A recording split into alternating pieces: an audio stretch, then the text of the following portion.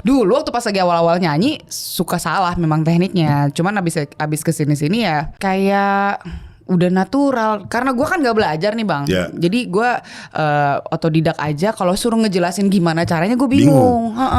Bener gak ada gosip lu pernah ada permasalahan sama pita suara dan akhirnya ke rumah sakit gak jadi manggung? Nggak, jadi kalau yang nggak jadi manggung tuh, gue pernah memang operasi. Jadi dulu waktu masih kecil umur 8 tahun tuh sempat operasi mandel.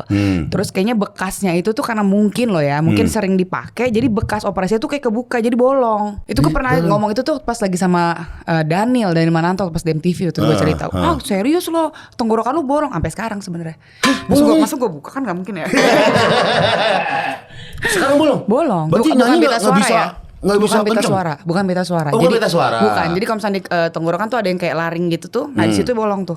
Udah operasi, gue pikir kan kalau di operasi dijahit bisa nempel lagi. Ternyata malah makin jadi 2. Sekalian di piercing aja Ten, Itu bagus dia, itu. bagus Iya, ya. metanya Iya. kayak, "Oi, Berapa bro." ring nih? Iya. Nyanyinya jadi ada suara 2 tuh ya. Iya, Lewat.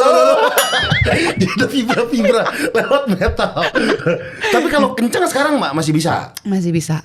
Oke. Masih bisa. Sebenarnya kalau kencang tuh masuknya apa? Diafragma. Diafragma. Jadi memang power itu tuh dapetnya dari diafragma. Yeah. Kalau yang gue tahu ya. Yeah. Jadi kalau misalnya kita nafasnya dan tekniknya benar, nanti yang keluar itu akan lebih bulat dibandingkan sama tenggorokan. Dulu gue pertama kali nggak pakai teknik apa-apa, gue pakai tenggorokan. Terus gue sempat ketemu sama orang atau siapa, mungkin dia pakar vokal ya.